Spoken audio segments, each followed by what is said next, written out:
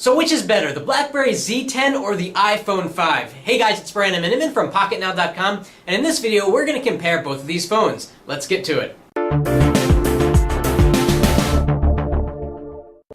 These devices look entirely different. The BlackBerry Z10 is made for business, while the iPhone 5 is more dainty and good-looking and also fragile. We found in our durability report that the iPhone 5 is especially susceptible long-term, we're talking 3 or 4 months, to scratches, dings, dents, bruises, and all that kind of stuff if you're not using a case, especially this chamfered edge, which is what really makes people fall in love with the iPhone 5, I think.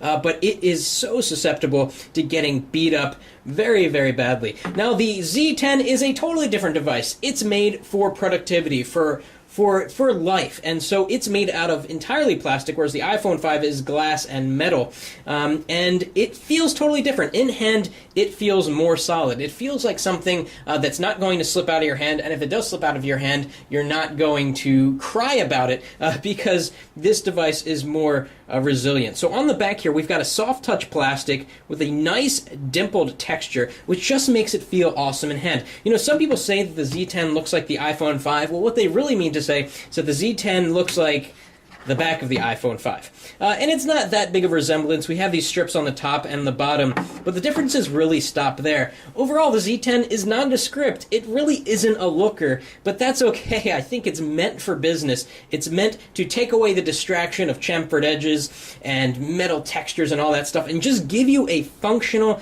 device that feels good in the hand. Over here on the side, we've got micro USB and the ability to do an output to an HDMI capable television or projector. We've got a volume rocker and BlackBerry's quick actions button, and here at the top is the power standby button. One of the interesting things that you can do on the Z10 that you can't do on the iPhone 5 is unlock the display by swiping up from the bottom. Now, both of these are turned off right now, so it's not going to work, but I'm going to show you that in a sec.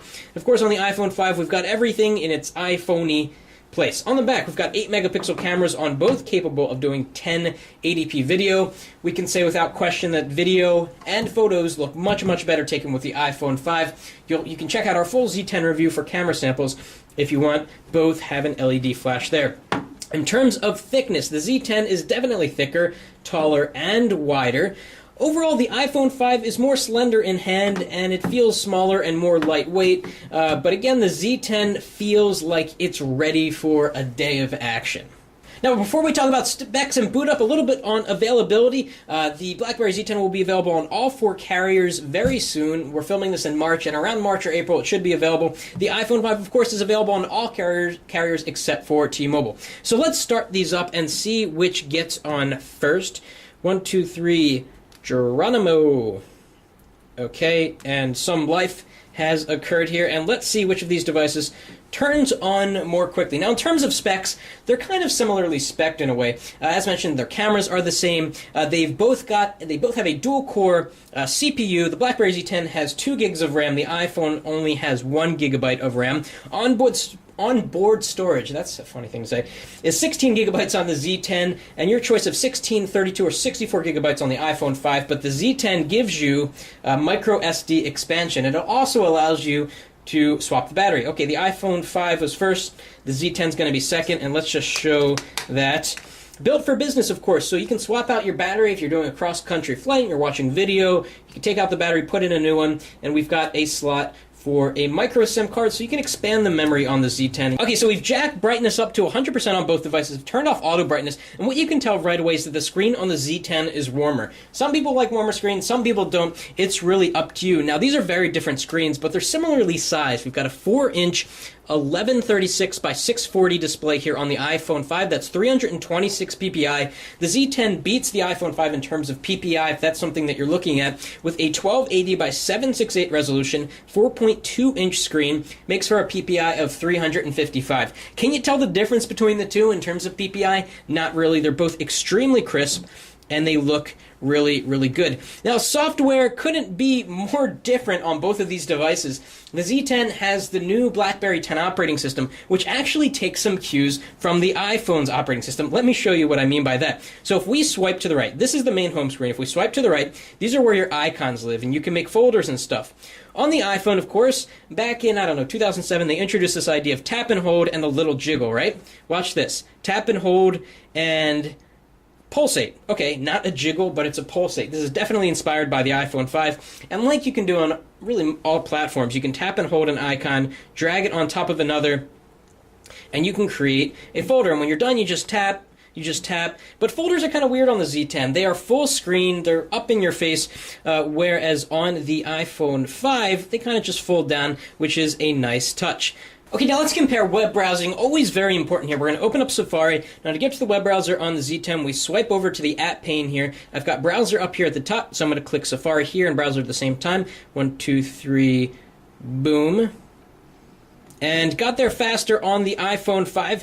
Now here on the Z10, what you have is sort of this quick dial interface, which is always nice to see. Let's go to pocketnow.com on both and see what's up. We've got the address bar on the bottom here, and here's something interesting. The keyboards are very different between these two devices. It looks so nice on the Z10. It kind of looks like a real hardware QWERTY keyboard with these metal strips in between. So we'll go to pocketnow.com here.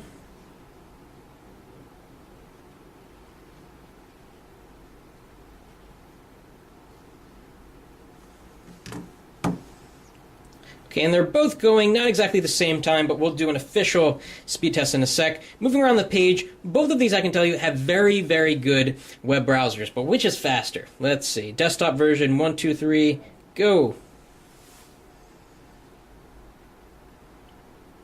And we're waiting for the progress bar here, and the iPhone 5 finish first. And we'll wait for the Z10 to finish loading the final images. And let's scroll down the page. We don't want to see any white space if we flick quickly. And we don't. iPhone 5 has a slower way of scrolling. Let's pinch to zoom C, which clears up text faster. iPhone 5 a little bit faster. The Z10's having some problem with typekit fonts. A lot of websites these days, including PocketNow, use custom fonts with Adobe Typekit, and it's not converting it. Windows Phone 7.5 and 7 had the same problem in Internet Explorer. Not that big of a deal, but it makes some websites like The Verge and Engadget and PocketNow look a little bit weird. So let's click on a link and see what it's like to load up this PocketNow daily video. That's fascinating.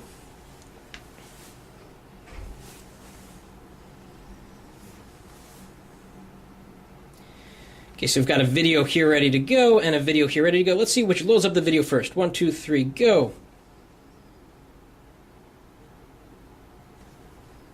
Did that work? Get ready for the Samsung Galaxy S with the number 4 says Samsung.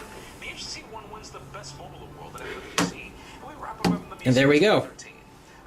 Two videos playing. Video is slightly larger here on the Z10, of course, because it's a larger screen. They both look very good. On the Z10, it's definitely a little bit warmer, so Jaime looks more tan than he usually does.